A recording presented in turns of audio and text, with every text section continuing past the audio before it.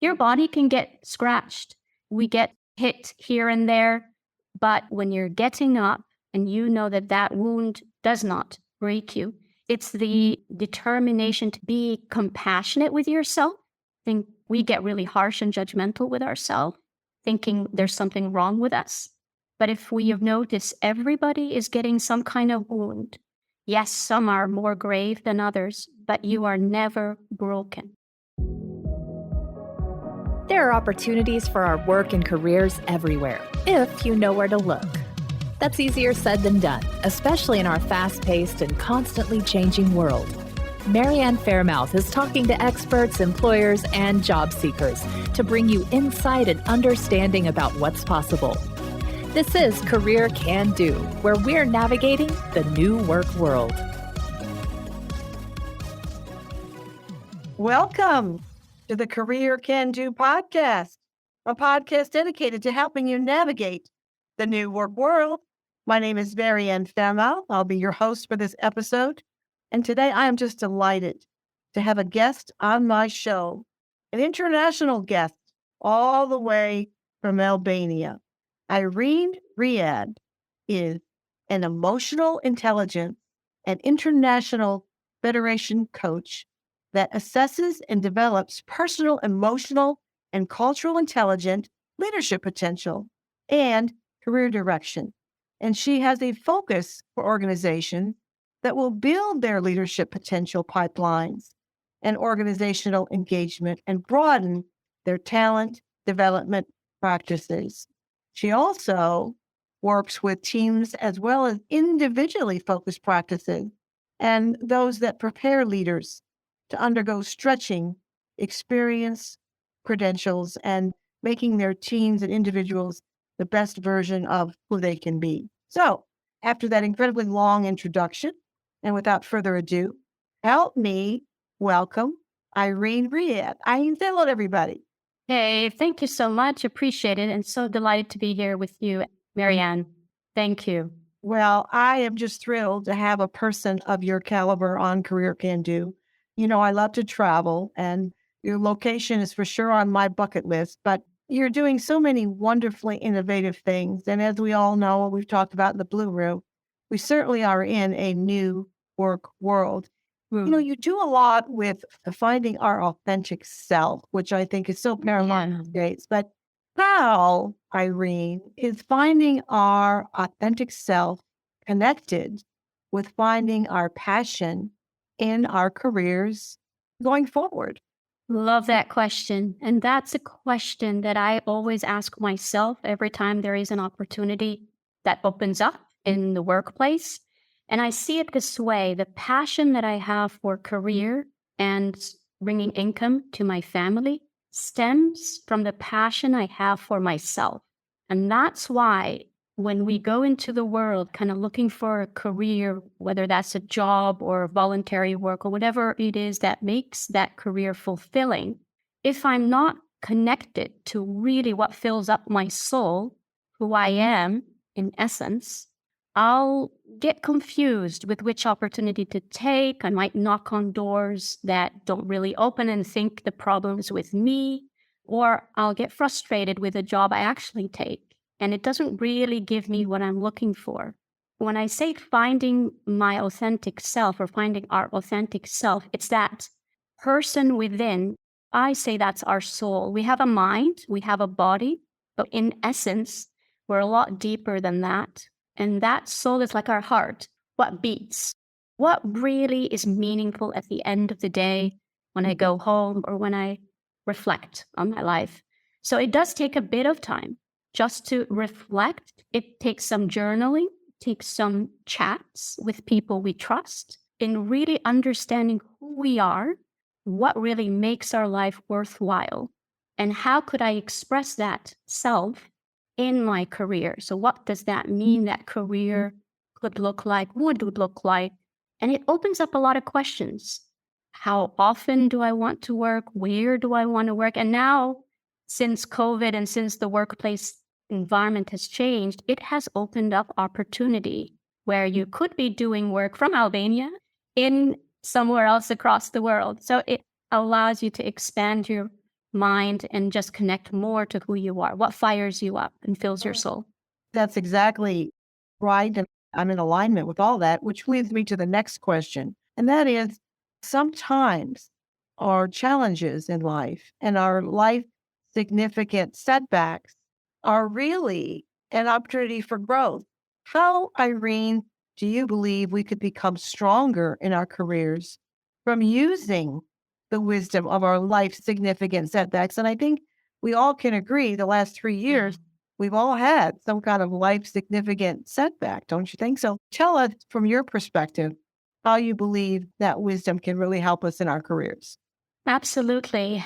So, definitely, COVID has been a big impact on everyone's life. And even without COVID, we've all already endured some kind of setback. I think by human nature, it is the journey of life.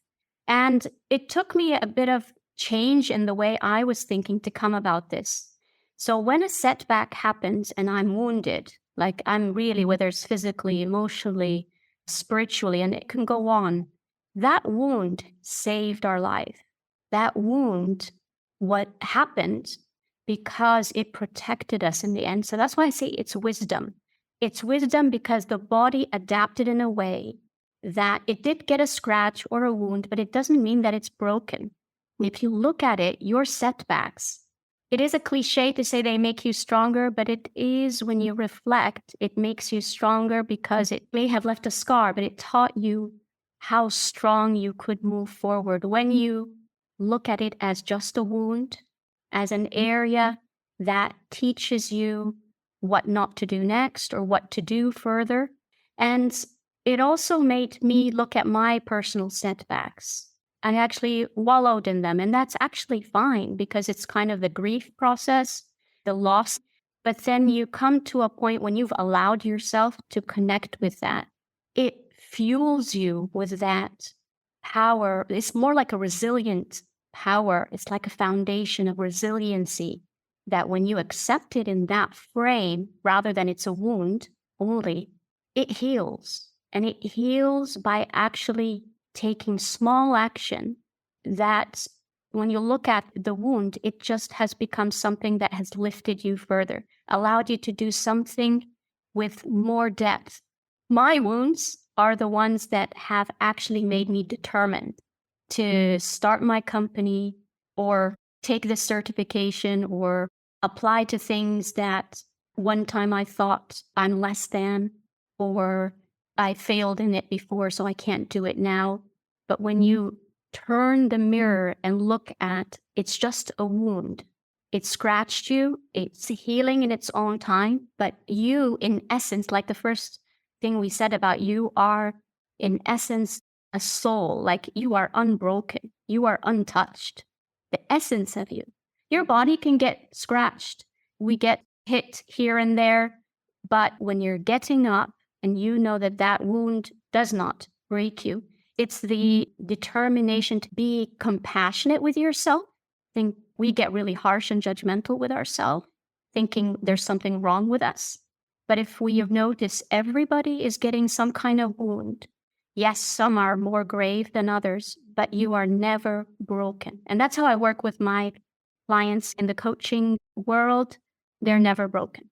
That's wonderful. And I know you have much acclaim and much respect from so many people all over the world. In fact, Irene is co-authoring a book coming out this year, the end of the year, with Brian Tracy. So I think that her information obviously is well respected and very powerful. And in our conversations in the Blue Room, we spoke briefly about this mosaic metaphor you talk about and this 7-step renewal process. So without giving away the farm, though, can you tell us a little bit about this 7-step renewal process? Absolutely. So the renewal is the abbreviation of those 7 steps. And it is a process that takes time, but R is about recognizing the voice. We have a lot of voices, and that kind of connects to the mosaic. We are a mosaic of parts as a metaphor. R, recognize who is speaking in my mind. Is that coming from my ego? Is it coming from my higher self? And in the book, I go further, but that's R. E is step 2. When you recognize the voice, connect in your body, because the voice is a thought. You need to bring it to your body. What state are you in? What's happening in the body? As much as you can describe it. You get better at describing it the more you do it. Then within, it's noticing that emotion. Oftentimes we forget when you notice the emotion, it actually calms that emotion, whatever it is. If it's feeling anxious, if it's feeling afraid, even joy, and that it makes it bigger.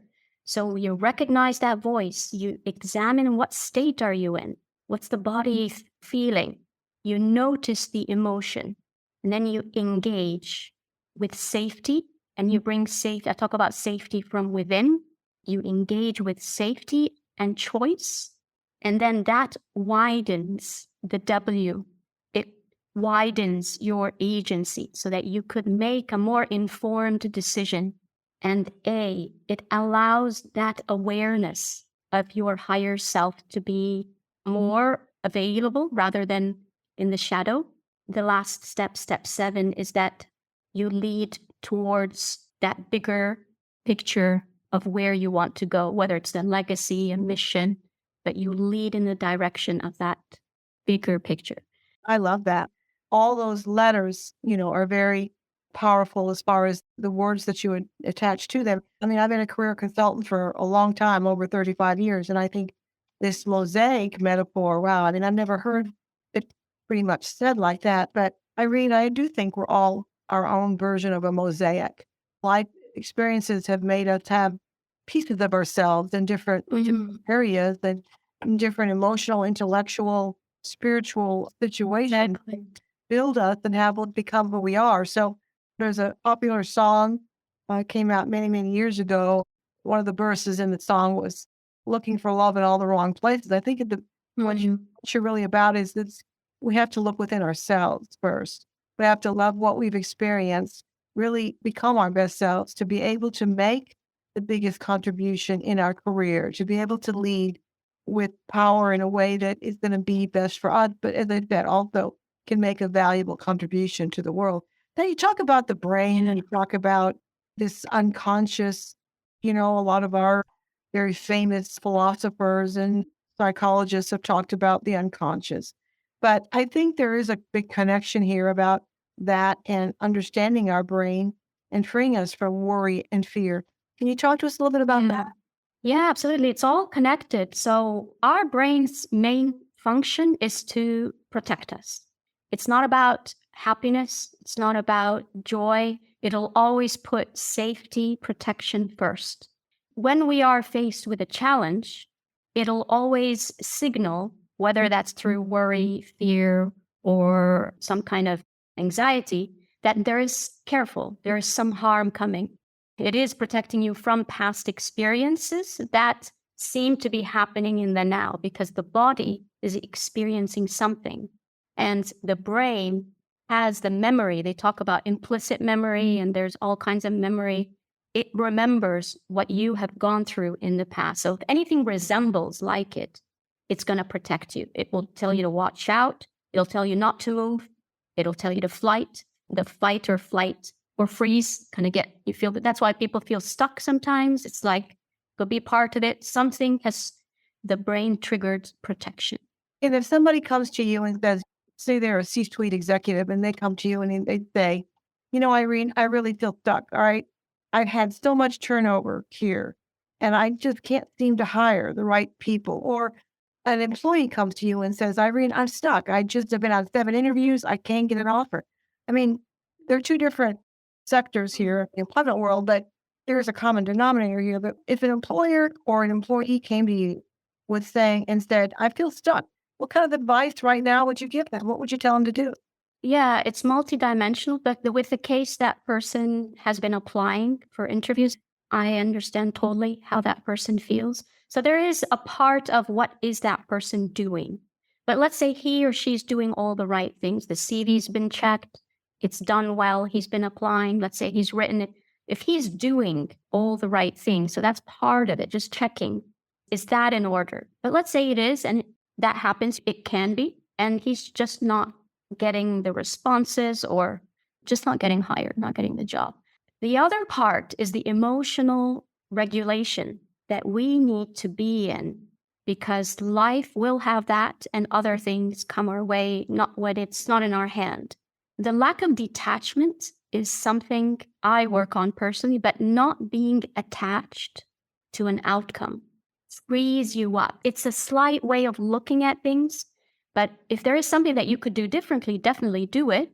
That's a very good point, because I think that sometimes, what does Nike say? Just do it. I mean, not that you want to rush into something, but even if you take a job and it's not exactly your career of forever and ever, amen. Even if Yeah. you take a job and you're going to learn something, you're going to have an experience to have you get more in tune with who you are and what you want to do. So it's not the end of the world. Now, I'm not suggesting, all right. And I mean, I'm a type of recruiter and consultant that takes a lot of time with people to make sure you're right. But if people have so much fear that they keep not taking a job because every single box isn't checked, that's more of a failure than taking a job that's not going to be forever and ever, amen. Don't you agree? Absolutely. Oftentimes, we are afraid, the fear, which comes as fear of failure, fear of rejection, failure not taking a job that comes in because we think it's too big for us, or not applying in the first place because we haven't checked all the boxes. Fear, again, some people fear success. Some people fear of getting that job and having more responsibility. Employers that I'm dealing with right now have a lot of fears about hiring because, everything's different now. Post-COVID, people have different demands than they did pre-COVID. Sometimes we have a hybrid variable that enters the work situation. Sometimes we have a talent shortage that we're dealing with. And so we have to look in other places to find people. Sometimes fears certainly have a mix in the hiring decisions of employers. What I'm understanding you to say is we have to just sometimes do it and look at other ways of making decisions and hiring or getting a job. Learn the lessons that come along the way with that. Do you agree? Absolutely. Sometimes it's just fear of being discomforted with a new action. It's just uncertain. And that is just going to repeat itself if we're not able to manage our fear. Well, I think you've given our listeners so much wonderful information, and I have truly enjoyed this interview with you because I've learned so much, and I look forward to staying in touch with you and coming to Albania to visit you. But Please. so if we had to leave our listeners with two salient points, I always like to do that at the end to close in a way that gives our listeners two significant points that they can ponder on and learn from and think about. What would those 2 points be? Yeah. The first one that has helped me a lot is befriend my fear. Befriend it. When it comes in all different formats, whether it is anxiety, worry, whatever shape, befriend it. It has come for protection. Connect, tune in. You will realize the message has changed and you will feel different in your body.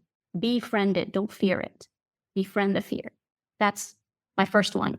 And the second one is remember that new acronym, just new, instead of the whole 7-step. If you just take NEW, new action, will always feel a little bit discomfort, like a beginner. But a new action is essential, and that's notice your emotion. The E is examine your state, and the W is widen your agency, that choice. But if you just remember new, anything new gives me a little discomfort.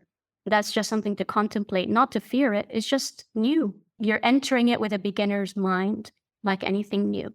Okay, well, I think that's powerful, very powerful information that you've shared. And I know you've widened my mindset. You've widened my understanding of so many things. And we're just so thrilled to have you on Career Can Do. We look forward to a continued association. If somebody wants to get a hold of you, how do they do that? Well, thank you so much. It was a pleasure to be with you and with your audience.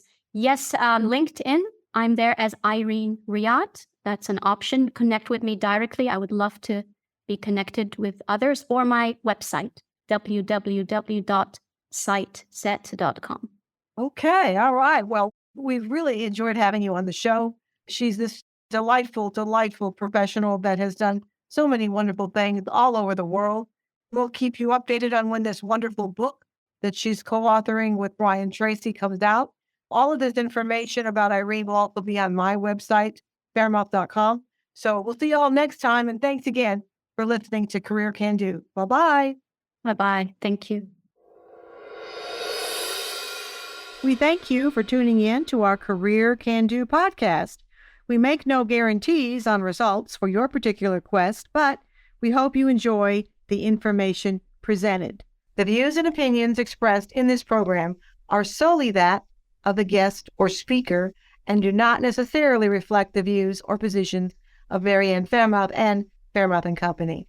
Thank you.